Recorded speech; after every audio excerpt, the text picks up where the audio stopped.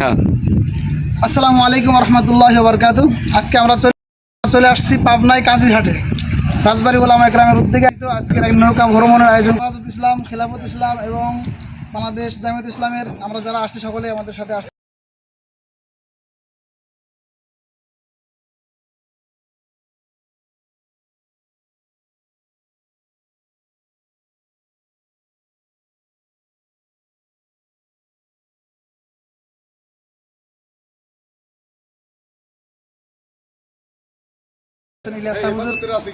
মাহবুব সাহেব হুজুর, আরও গলন্দর আমাদের আমিনুল ইসলাম সাহেব হুজুর সকলে আছেন, আমাদের সাথে আছেন আলামিন ভাই।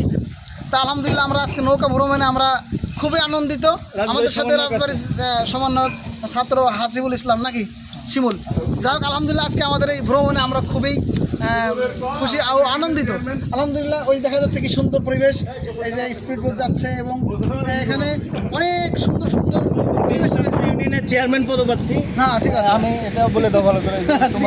আগামীতে তো প্রতিনিধিত্ব এদিকে করব। ওইদিকে দেখা যাচ্ছে কাশবন এবং কি সুন্দর সুন্দর দৃশ্য দেখা যাচ্ছে। আসলে আজকে আমরা আসতে পেরে, তো আমরা যে এই ফেরিঘাটে আসছি, যদিও এটা অকেজো ফেরিঘাট, এখানে আসতে আমাদের অনেক কষ্ট হয়েছে।